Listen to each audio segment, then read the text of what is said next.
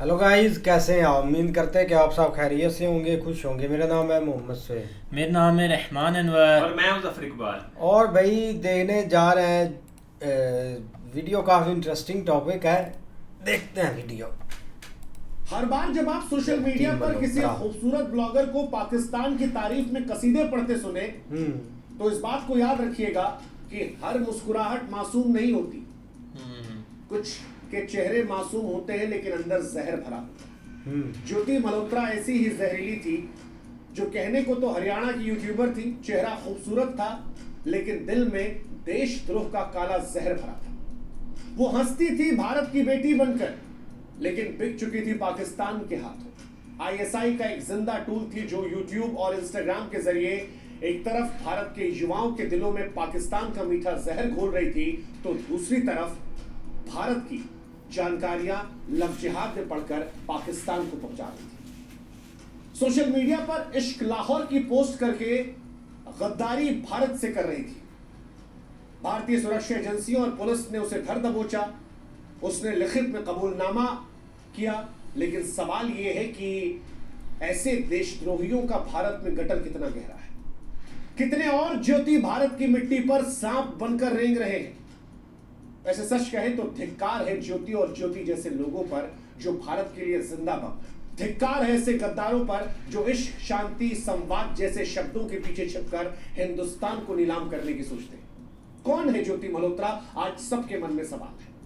हालांकि हम चाहते हैं कि आप भी हमारी मदद करें, हमारे व्हाट्सएप चैनल से जुड़े। लिंक हमने डिस्क्रिप्शन में और कमेंट सेक्शन में पिन कर रखा है। आप जुड़ेंगे तो इससे हमारी ताकत बढ़ेगी और आप तक जल्दी हमारे वीडियोस पहुंचेंगे। ज्योति मल्होत्रा हरियाणा की ट्रैवल ब्लॉगर थी। यूट्यूब और इंस्टाग्राम पर लाखों फॉलोअर थे। पूरी प्रोफाइल जो है वो पाकिस्तान पाकिस्तान पाकिस्तान से भरी पड़ी है। दिखने में खूबसूरत, आवाज सुंदर। प्रोफाइल स्टॉक करेंगे तो समझ जाएंगे कि लाहौर की गलियों से लेकर पाकिस्तानी खाने की बड़ी मुफीद थी। मानो दुनिया में सबसे खूबसूरत मुल्क उन्हें पाकिस्तान लग रहा था। लेकिन ये सब कुछ इत्तेफाकन नहीं था। वो भारत की सैन्य गोपनीयता को आईएसआई के हवाले कर रही थी। वो लिख रही थी इश्क लाहौर, लेकिन गद्दारी दिल्ली से कर रही थी। हंसमुख चेहरा, मासूम दिखने वाली कहानियां, लेकिन इरादा देशद्रोह का। ज्योति मल्होत्रा एक दो मुही नकाबपोश देशद्रोही थी जिसने अपने ब्लॉग्स के जरिए पाकिस्तान के झंडा को भारत के युवाओं के दिमाग में घुसाया। वो न सिर्फ भारत की जमीनी हकीकत को झुठलाकर पाकिस्तान की चमक को दिखा रही थी, बल्कि सैन्य जानकारियां भी दुश्मन को बेच रही थी। और ये सब कुछ क्यों था? क्योंकि उसे दानिश नाम के एक पाकिस्तानी एजेंट से मोहब्बत हो गई थी, जिसने लव जिहाद के चक्कर में, जिसने पाकिस्तान की तरफ से साजिश करने के चक्कर में इस लड़की को फंसाया था। 2023 में ज्योति पाकिस्तान गई थी और यह पाकिस्तान की यात्रा कोई सैर सपाटा नहीं थी, बल्कि आईएसआई की शातिर साजिश का पहला कदम था। पाकिस्तानी उच्चायोग ने उसके वीजा से लेकर उसके रहने, खाने, आने जाने का पूरा इंतजाम किया और वहीं पर उसकी मुलाकात हुई दिल्ली में पाकिस्तानी उच्चायोग के कर्मचारी एहसान और रहीम उर्फ दानिश से। दानिश ने ज्योति को अपने झूठे इश्क के जाल में फंसाया। ये कोई प्यार व्यार नहीं था, ये लव जिहाद की सुनियोजित साजिश थी। दोनों के बीच संबंध बढ़े।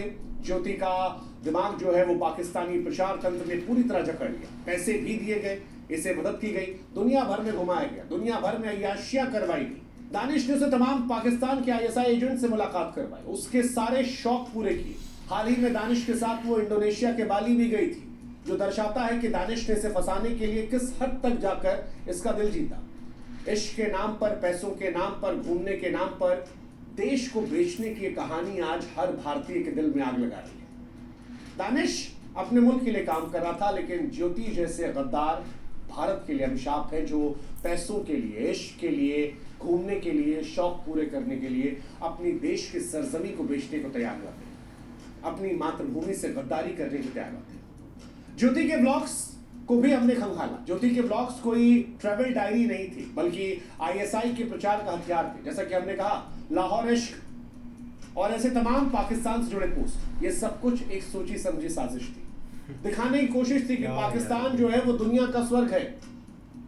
वो अमन की आशा का ढोंग रचकर भारत विरोधी नैरेटिव फैला रही थी और ये सब कुछ प्रचार तक सीमित नहीं था। जो खबर आई है वो और सेंसिटिव है। यहां तक कहा जा रहा है कि ज्योति ने भारत की सुरक्षा को ताक पर रखकर भारतीय सेना से जुड़ी तमाम गतिविधियों, गोपनीय जानकारियों को भी यहां से फॉरवर्ड किया। फॉरवर्ड करने का तरीका व्हाट्सएप, टेलीग्राम, स्नैपचैट जैसे इनक्रिप्टेड प्लेटफॉर्म्स, क्योंकि वहां पर आप पकड़े नहीं जा सकते। वो दानिश और अन्य एजेंट के संपर्क में रहकर ये सब करती थी। दिल्ली में रहते हुए तमाम संवेदनशील इलाकों की तस्वीरें, डेटा साझा किया और ये सब करने के लिए उसे हवाला के जरिए मोटी रकम दी गई। इन सब के बीच में वो भारत की अस्मिता को नीलाम करती थी। ज्योति ने जो किया वो सिर्फ गद्दारी नहीं है, भारत की रीढ़ को तोड़ने वाला खुला युद्ध था। ऐसी हरकतों के लिए जितनी बड़ी सजा दी जाए शायद वो कम।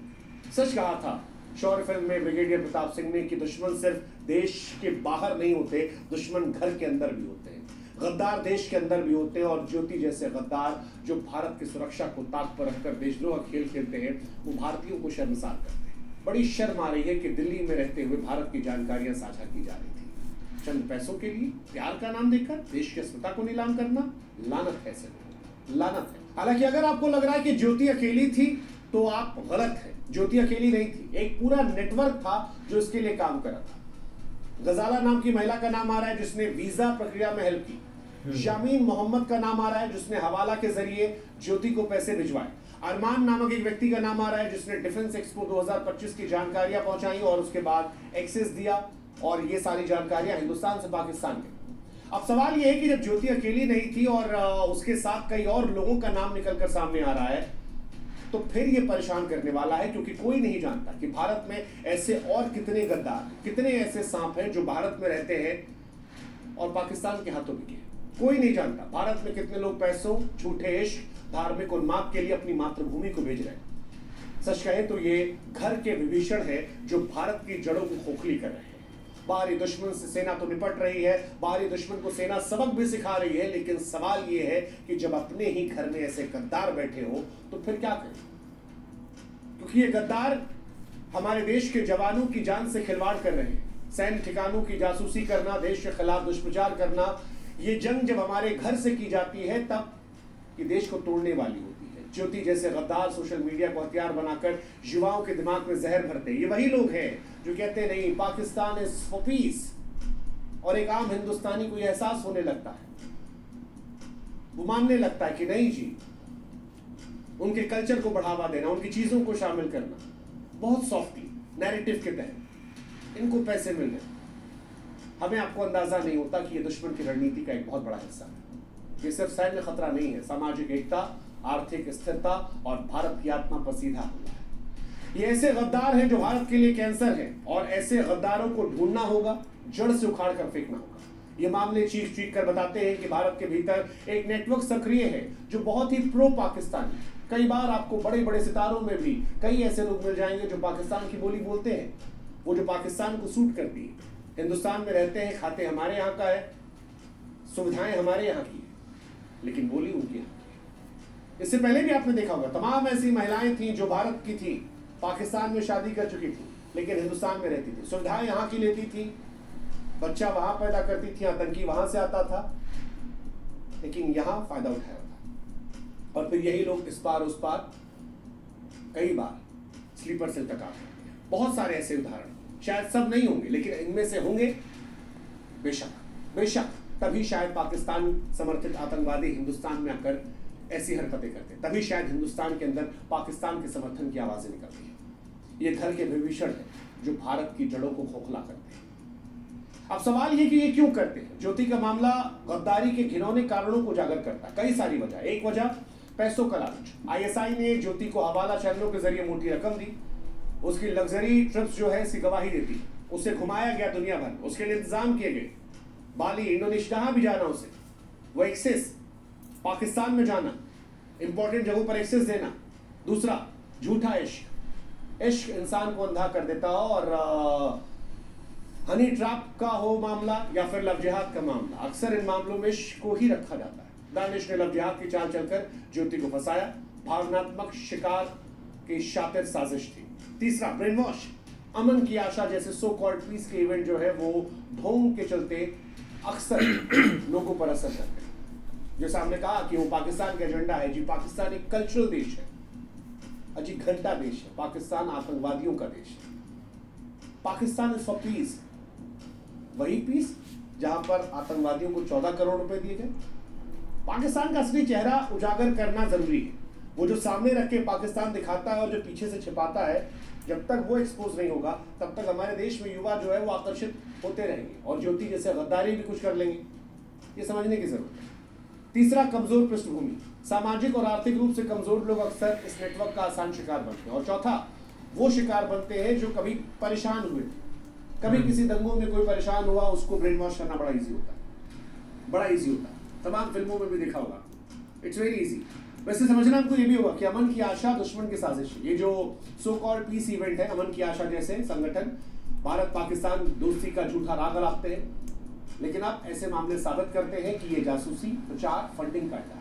इनकी फंडिंग कहाँ से आती है ये जांच करने की जरूरत है। इनमें जुड़े लोगों की विदेशी यात्राओं को नजर रखने की जरूरत है। इनके सोशल मीडिया गतिविधियों की जांच की जरूरत है। और अब जरूरी है, क्योंकि भारत के फौजियों की जिंदगी का सवाल है। सवाल ये भी, क्या ये शांति चाहते हैं या आईएसआई के लिए प्रॉक्सी बन रहे हैं?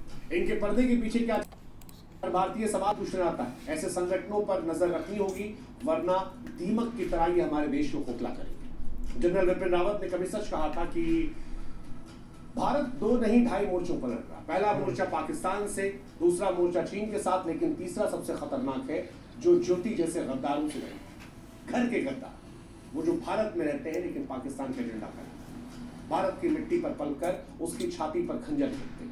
ये 2.5 मोर्चे की इस जंग सोशल मीडिया हथियार के तौर पर इस्तेमाल होती है और ज्योति जैसे गद्दार उसकी गोली बन जाती है। इन विभीषणों पर नजर रखनी होगी, इन दीमकों को खत्म करना होगा। और खत्म कैसे होगा? सोशल मीडिया पर सख्त निगरानी रखिए। हर संदिग्ध ब्लॉगर, हर संदिग्ध इन्फ्लुएंसर, हर वो सेलिब्रिटी जो पाकिस्तान के गुणगान कर रहा है, उस पर नजर रखिए, नजर रखिए। वो जो भारत को कमजोर करने की कोशिश कर रहा है, भारत विरोधी नैरेटिव बना रहा है, उस पर नजर रखिए। अमन की आशा की जांच, इनके फंडिंग, विदेशी कनेक्शनों का पर्दाफाश किया जाए। युवाओं को जागरूक किया जाए कि Pakistan is not for piece, it's a terrorist country. आतंकवादी मुल्क है, एक मुल्क जो आतंकवादियों के इर्द गिर्द चलता है, जहां सेना सीधे आईएसआई जो है वो सीधे आतंकवादियों को फंडित करती है, जहां पर रक्षा मंत्री कहता है कि बच्चों को जिहाद में डाला जाएगा, जहां पर आतंकवादियों को मरने के बाद भी पैसा दिया जाता है। That is Pakistan. वो कल्चरल खाना पीना, वो क्रिएटिव बातें, दैट इज नॉट पाकिस्तान। वो उस बड़े पाकिस्तान का शायद एक छोटा हिस्सा हो सकता है, लेकिन रियल पाकिस्तान अब वो it is all about terrorism. Laden वहां पकड़ा गया, जैश ए मोहम्मद का सरगना वहां है, हक्कानी नेटवर्क वहां है, मसूद अजहर वहां है, हाफिज सईद वहां है, दाऊद इब्राहिम वहां है। ये पाकिस्तान का चेहरा है जिसे दुनिया को देखना है और ये युवाओं को समझना। और गद्दारों को ऐसी सजा देनी होगी कि ख्याल भी किसी को आए तो वो दहशत बन जाए। भारत को अब नरमी से नहीं, सख्ती से बरतना होगा। गद्दारी का जवाब ऐसा देना होगा कि उसका डर ज्वालामुखी की तरह अंदर बैठ जाए। ज्योति मल्होत्रा भारत की आत्मा पर हमला करने वाली आईएसआई की जहरीली कठपुतली रही। भारत की न्याय संहिता की धारा 152 और ऑफिशियल सीक्रेट एक्ट की धाराओं 3, 4, 5 के तहत उस पर केस दर्ज है। दानिश को भी परसोना नॉन ग्रोटा घोषित कर दिया गया है, भारत से निष्कासित कर दिया गया है, लेकिन ये काफी नहीं। ज्योति जैसे कितने गद्दार भारत में छिपे हैं, ये देखने की जरूरत है। देशद्रोह कोई बहाना नहीं, ना पैसा, ना इश्क, ना कोई ढोंग। जो अपनी माँ मिट्टी को बेचता है वो शैतान, लानत है उस पर। और ऐसे तमाम गद्दारों पर लानत है जो सोशल मीडिया की आड़ में भारत की आत्मा को चलते हैं। भारत को अब जगना होगा, क्योंकि ये काम शब्दों का नहीं, कर्म का है। हर गद्दार को बेनकाब करना होगा, हर साजिश को कुचलना होगा, हर देशद्रोही को कानून की आग में जलाना होगा। भारत माँ के दुश्मनों को ऐसी सजा देनी होगी कि गद्दारी का जिक्र आने पर भी लोग खौफ के मारे डर जाए। यही समाधान। गद्दारों को दीमक की तरह ढूंढिए, खत्म कीजिए। आपके घर में जब कॉकरोच घुस आते हैं तो आप उन्हें पालते नहीं, आप उन्हें मारते हैं, हटाते हैं। दीमक से मोहब्बत नहीं दिखाई जाती है, दीमक को खत्म किया जाता है। और गद्दार दीमक और कॉकरोच होते हैं, उनको ढूंढिए, ट्रैक कीजिए और समाज के मुख्य धारा से हटा दीजिए। बाकी क्या करना है वो काम इस देश का कानून, इस देश की सरकार को बेहतर पता है, लेकिन जागरूक करना हमारा है। और आप भी अपने आसपास जागरूकता देखिए। मुझे जिन्हें पाकिस्तान से बड़ी मोहब्बत है उन पर आप भी नजर रखिए, उनसे बचकर रहिए। पता लगे गेहूं के साथ घुन भी फंस जाए। ध्यान रखिएगा। जय हिंद, जय भारत, नमस्कार। बाकी यार बहुत अच्छी और इनकी इंटरेस्टिंग वीडियो थी, लेकिन देखा जाए ना तो एक जो जसूस होता है ना भाई, एक तरीका वारदात एक बहुत अलग अलग चीज़ों से एक मतलब के डालते हैं, और उसका एक हम इमेजिन भी नहीं कर सकते, एक नॉर्मल बंदा एक सोच भी नहीं सकता कि ये एक जासूस हो सकता है या एक जासूसी कर सकता है। लेकिन इधर बस दो चीज़ें मौजूद हैं। एक तो पाकिस्तान की जो एक पॉजिटिव चीज़ें दिखाई गई हैं उस पर, उसके बिना पर भाई उसको एक गिरफ्तार किया गया है। बाकी एक वो भाई उसने पाकिस्तान की खुलकर, और इंडिया के जो लोग हैं ना उनका भाई वो माइंड वॉश कर रही है कि ये पाकिस्तान तो एक अच्छी जगह है, आप इसके बारे में एक बुरा ना सोचे। यार देखो ना, एक सोशल मीडिया है, एक इंडिया में जो एक बंदा मोबाइल लेकर बैठा है ना उसको सारा पता है कि क्या पीस है, किस एंगल का बंदा है, किस चीज़ का वो लाइन का वो एक बंदा है। लेकिन मैंने एक मिश्रा साहब की खुद अभी तो ये इस फील्ड में आ गए ना कि मतलब कि मुंह से जितना आप बोल लें एक जहरीला तो उसको लोग एक पिकअप करते हैं, लोग बोलते हैं कि ये बंदा और ये यूट्यूबर हमारी एक लाइन का है। मैंने मुझे कन्फर्म नहीं इसकी वीडियो का, लेकिन जब ये वीडियोस बनाते थे ना, अभी भी बना रहे हैं, लेकिन 4-5 साल बाद की एक बात होगी तब जब एक आया था ना एक मतलब कि खुशहाली पर एक आर्टिकल आया था, मतलब कि पीस पर आया था इंटरनेशनल की कौन बंदा सबसे ज़्यादा एक हंसता खेलता है, कौन सा मुल्क, तो उसका पाकिस्तान का नाम ना इंडिया से एक अलग आ गया था। तो ये बंदे ने ये एक वीडियो बनाई थी कि यार पाकिस्तान इतना खुशहाल बंदा है, एक खुशहाल मुल्क है, इतने लोग उधर एक खुशहाली में रहते हैं, तो इस बिना पर आपको भी भाई एक गिरफ्तार करना चाहिए, क्योंकि आपने भी एक तारीफ की थी। अब जो एक व्लॉगर होता है ना, जो एक यूट्यूबर होता है, उसने एक पॉजिटिव साइड दिखानी होती है एक हर कंट्री की। यहाँ तक कि हमने पाकिस्तान के जो व्लॉगर है ना इतनी इंटरनेशनल वो नहीं एक व्लॉगिंग करते, लेकिन आप इंडिया की मिसाल देख लें, इंटरनेशनल व्लॉगिंग करते हैं। कोई देश जिसका एक मैप पर भी जिक्र नहीं होता वहाँ पर भी इंडियन एक व्लॉगर गया होता है, लेकिन क्या है उसकी एक पॉजिटिव वेब दिखानी होती है, एक पॉजिटिव चीज़ें एक दिखानी होती है, किधर एक पॉजिटिव है, और वो ये चीज़ इस लड़की ने भी दिखाया। अब मैंने भी इसकी वीडियो 1-2-3 देखी है लाहौर की, लेकिन मुझे नहीं ऐसे लगा कि जिसमें एक इंडिया का एक माइंड वॉश कर रहा हो या ये एक पॉजिटिव चीज़ें दिखाई गई हों।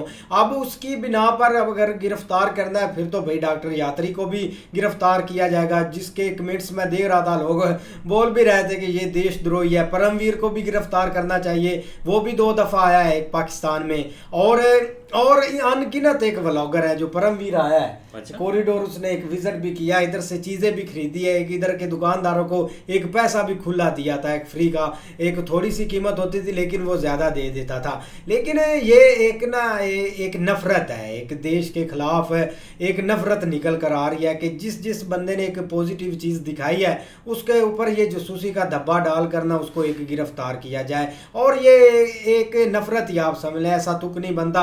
अब कल को अब अगर चाइना के साथ आपका कोई मुद्दा होता है तो वो तो चाइना भी गई है, उसने चाइना में भी पॉजिटिव चीज़ें दिखाई है कि ये चाइना की अच्छी चीज़ है, ये चाइना की एक अच्छी चीज़ है, लेकिन कोई है बात बंदा उसकी एक इस चीज़ को एक आगे लेकर आए कि उसने ये सारा कुछ किया। अब जो डॉक्टर यात्री है उसको भी ये गिरफ्तार करेगी कन्फर्म, क्योंकि जो पाकिस्तान के ऑफिशियल की दिल्ली में इनकी मीटिंग हुई थी या एक इनका हुआ था ना एक पार्टी, उसमें वो यूट्यूबर दोनों ये थे। तो अब यार एक हमारे ये पॉइंट ऑफ व्यू है, हम ये नहीं बोल सकते कि इसने कुछ नहीं किया लड़की ने, लेकिन ये जो प्रूफ है ना ये कोई ढंग का प्रूफ नहीं या कोई एक बनता जुड़ता नहीं है कि इसकी बना पर उसको गिरफ्तार किया जाए। नहीं बिल्कुल, एक व्लॉगर वो आई तो थी, हमने भी उनके व्लॉग बनाए थे, काफ़ी ज़्यादा हमने अपलोड भी किए थे, रिएक्शन दिया था, लेकिन ऐसा कुछ सीन लगा तो नहीं है। लेकिन वहाँ की जो भैया सिक्योरिटी है या उनको एक अगर पता चला है तो फिर हम एक मान सकते हैं यार शायद कुछ ना कुछ एक उनको प्रूफ मिले हों। लेकिन ये डॉक्टर यात्री या ज्योति ये लड़की नहीं है, बहुत सारे जो है ना लड़के वहाँ पे पकड़े जा रहे हैं। एक और लड़का, सिख लड़का, उसकी आप वीडियोस दे सकते हैं, उसका भी इधर, क्योंकि एक पाकिस्तान में वो आया था तो उनके साथ काफ़ी ज़्यादा पिक्चर थी, उसको भी भाई अरेस्ट कर लिया गया। मतलब बहुत ज़्यादा लोग, ये 3 डॉक्टर यात्री अभी पकड़ा नहीं गया, उसके पीछे पंजाब से है वो भी डॉक्टर? वो हरियाणा से है, ये भी हरियाणा से। मुझे लगता है कि पंजाब, ये भाई एक ना कोई भी बंदा नहीं छोड़ सकते। जो दूसरा बंदा है ना वो तो पंजाब से ही है भाई, उसका तो पता है। लेकिन देखो यार, परमवीर भी हरियाणा से है। हाँ वो भी हरियाणा का है। अब ये तो काम खराब हो गया। हाँ ये आगे आगे अब देखो भाई, ये कभी बताया तो जा रहा, लेकिन शायद कुछ उनको इंटेलिजेंस ने कोई दिया हो प्रूफ ऐसा जिसकी वजह से वो पकड़ी गई। अगर वो बेगुनाह है, उसने कुछ भी नहीं किया, तो ये तो नहीं ना ज़बरदस्ती को उसको वो रख नहीं सकते। लेकिन ये अब टाइम बताएगा क्या बनता है क्या नहीं। नहीं देखो ना, एक ऑन शक की बुनियाद पर कुछ चीज़ें चल रही होती हैं, लेकिन देखो हम इधर बैठ के जो भी करते रहें, लेकिन इंटेलिजेंस एक और चीज़ होती है। वहाँ पे अगर उनको कोई रिपोर्ट या आगे जाके मतलब एक पता चलेगा कि इसमें कितनी रियलिटी है या कितनी नहीं। लेकिन यार आप थोड़ा सा भी अगर देखें ना कि ये जो मीडिया है ना, इसकी कोई समझ नहीं लग रही। आप थोड़ा सा पीछे जाएं, जैसे ही भाई एक पहलगाम वाक़या हुआ, जो कि मतलब एक बहुत तकलीफ़दायक ना बयान करने वाला वाक़या, उसके बाद फ़ौरन जो मीडिया ना उसने अटेंशन पाकिस्तान की तरफ एक लोगों की कर दी, और इस हद तक एक हाइप क्रिएट की कि पाकिस्तान को नक्शे से मिटाने तक की बातें होने लगी, कि मतलब इस हद तक एक चीज़ें की गई। लेकिन क्या हुआ, इंडिया ने भाई एक एक्शन भी लिया और एक कामयाब उन्होंने स्ट्राइक की, जैसे भी है सारा कुछ किया। 2-3 दिन इंडिया जो है ना वो अपनी तरफ से हर तरह से उन्होंने एक काम किया। लेकिन सिर्फ क्या हुआ, पाकिस्तान ने थोड़ा सा रिस्पॉन्स किया था, सिर्फ 3 से 4 घंटे के लिए, इससे ज़्यादा नहीं किया। और आपके सामने ही उसके बाद किसी ने नाम भी नहीं लिया पाकिस्तान का। और क्या एक मतलब 4-5 दफ़ा एक बड़ा मुल्क है पाकिस्तान से हैं, और एक आप इकनॉमिकली और हर चीज़ की तरफ से देख लें वो एक मजबूत मुल्क है। और एक छोटा सा ये कंट्री पाकिस्तान ने, उसके बाद भाई उन्होंने नाम ले लिया। थोड़ा सा एक फ़ोन आया एक ट्रम्प का, और साथ ही जो चीज़ें जो है ना वो एक नॉर्मल हो गई। हालांकि हम कभी भी एक्सपेक्ट नहीं कर सकते कि क्योंकि हमने जब रशिया और यूक्रेन वार थी उस वक्त देखा था एक इंडिया का जो स्टैंड था कि उन्होंने भाई किसी की नहीं मानी, वो अपनी एक बातों के ऊपर या अपने एक पॉइंट के ऊपर डटे रहे। लेकिन यहाँ पे क्या हुआ, हर चीज़ एक जाग की तरह बैठ गई। तो बात करने का मकसद ये है कि यार एक हर चीज़ जो है ना वो मतलब उस हद तक नहीं होती जिस तरह आप समझ रहे होते हैं, और उस हद तक एक कोई इतना कमज़ोर भी नहीं होता जिस तरह आप समझ रहे होते हैं। लेकिन ये मीडिया ने भाई एक अब अटेंशन थोड़ी सी आप देखा है कि वो उस साइड के ऊपर नहीं जाना। भाई आप सबसे पहले अपने लोगों से एक सवाल करें, अपनी गवर्नमेंट से सवाल करें कि भाई पाकिस्तान के अंदर जश्न मनाए जा रहे हैं कि वो एक जीत गए हैं पूरा पाकिस्तान उन्होंने। यहाँ तक कि आपने रात को PSL में देखा होगा किस तरह आर्मी चीफ प्राइम मिनिस्टर था कि जो है ना वो सारे वहाँ पे गैदरिंग थी, उन्होंने जो है ना वो ठीक 1 हफ्ते बाद आपने इधर एक जो लीग स्टार्ट कर दी। ठीक है IPL भी स्टार्ट होगी नो डाउट, लेकिन कोई सवाल तो करे कि भाई आप जो अगर जीते हैं, आपने इतना कुछ किया है, तो फिर पाकिस्तान में इस हद तक किस तरह खुशियाँ मनाई जा रही हैं, ये चीज़ों का सवाल करना। जो पाकिस्तान 5 जहाज़ों का क्लेम कर रहा है उसको एक इस हिसाब से सवाल करना चाहिए कि भाई आप उनको एक ओपनली आके इस चीज़ को डिक्लाइन करें, उनको कहें कि भाई हमें प्रूफ दिखाएं, आप हमारे पास प्रूफ है, ये हमारे इतने हमने रफाइल खरीदे थे, इतने जहाज़ खरीदे थे, ये लाइन में लगे हुए आके गिन लो। ये चीज़ें होती है ना, इस तरह करके लोगों से जो है ना वो गवर्नमेंट से सवाल करने चाहिए, बजाय इसके कि एक दूसरी तरफ टेंशन एक डिवाइड की जाए। आप जो है ना वो और कुछ नहीं बन सका तो आप इस साइड के ऊपर कि भाई जसूस पकड़े। यार आपके सामने इब्रार गया है, वहाँ पे पूरा 1 महीना रह के आया, मुझे एक पाकिस्तान का एक्शन दिखा दे, उसको किसी ने पकड़ा, उसको किसी ने बुलाया हो, बल्कि किसी ऑफिशियल ने भी उसको नहीं बुलाया। कि एक छोटी कोई यूट्यूबर थी, उसने उसका इंटरव्यू किया था कि भाई आप बताएं आपको इंडिया में कैसा लगा, उसने उस वीडियो में भी बैठ के तारीफें की, उसने उधर भी जाके लोगों ने उसको भी प्यार भी किया। ये सारी चीज़ें जो है ना वो एक व्लॉगर का काम होता है, एक पॉजिटिविटी दिखाना, एक पॉजिटिव चीज़ों की तरफ लेके जाना। ये चीज़ नहीं होती कि भाई आप ये उसके ऊपर इल्ज़ाम लगा लें। और भी हमारे बहुत एक आध यूट्यूबर गए होंगे, मतलब एक छोटे लेवल के ऊपर भी जाते रहे हैं, लेकिन कोई इस तरह की एक्टिविटी नहीं। हम इधर पाकिस्तान में बैठ के इंडिया की तारीफ कर रहे होते हैं, इंडिया की जो पॉजिटिविटी दिखा रहे होते हैं, हमें तो आज तक नहीं किसी ने आके पकड़ा या किसी ने कुछ नहीं कहा। तो ये चीज़ें थोड़ा सा ना चीज़ों को मतलब एक खुद देखना चाहिए कि क्या सही है क्या गलत है, उसके ऊपर खुद एक जो है ना वो ओपिनियन अपनी या एक चीज़ें रखनी चाहिए। इस साथ तक थोड़ा सा नफरत को पीछे करना चाहिए यार, और कोई नहीं। देखो अब ये आगे क्या किस चीज़ तक ये जाती है, ये मुद्दे पहले मतलब कि एक जो पॉजिटिव चीज़ें थी पाकिस्तान का, जो एक ड्रामे वगैरह थे, जो एक्टर्स वगैरह थे, उन पर एक गुस्सा निकाला। अब इस चीज़ पर आ जाए कि जो बंदा पाकिस्तान में गया उसको भाई एक पकड़ ले, तो इससे ना एक हल्का सा मुल्क एक फील होता है कि यार इतना भी कोई मतलब कि कैसे इस हद तक जा सकता है कि कोई बंदा अगर पाकिस्तान में गया उसको एक पकड़ा गया है। लेकिन मुझे एक 100% श्योर है कि ये जासूस नहीं हो सकते। ये जो 4-5 यूट्यूबर है ना, परमवीर और डॉक्टर यात्री और एक मिश्रा साहब भी भैया आए हुए थे, वो इधर जिम वगैरह वो इतने दिन रहे भी है। लेकिन मुझे लगता है कि ये गवर्नमेंट ना काफ़ी एक चीज़ों को ना एक डिवाइड कर रही है, एक अलग तरीके से एक धकेल रही है। जो इनका एक मेन अब टारगेट है ना, वो एक सिख हैं, उनको एक कॉरिडोर की तरफ जो आते हैं ना उनको ये टारगेट करेंगे कि आपने उधर एक जाना नहीं है। लेकिन वो मुझे लगता है कि एक चीज़ बंद नहीं होगी। अब इतनी चीज़ें चली भी हैं, उधर से लोग आ भी रहे हैं, सिख यात्री आ भी रहे हैं, तो पाकिस्तान ने आगे से उनको कभी नहीं जिताया कि हमारे अंदर इतनी एक टेंशन रही है, या हमने किसी की तरफ ऐसे मुंह फेरा हो कि यार, या हमने किसी को एक डबल चेक किया हो कि यार इसकी तलाशी लो, इसको नंगा कर दो, शायद ये एक जासूस हो। तो एक यकीन होता है कि यार छोड़ो, क्या ये बंदा कभी नहीं कर सकते। और ये थोड़ी सी ना एक लिमिट होती है कि नॉर्मल लोग जो बातचीत करते हैं, अब ये चीज़ें ना काफ़ी एक डिवाइड होंगी। आप देख ले आने वाले वक्त में ये नफ़रत एक और एक फैलेगी। लेकिन अच्छी वीडियो थी, देखते हैं नेक्स्ट वीडियो में, तब तक के लिए गुड बाय, टेक केयर।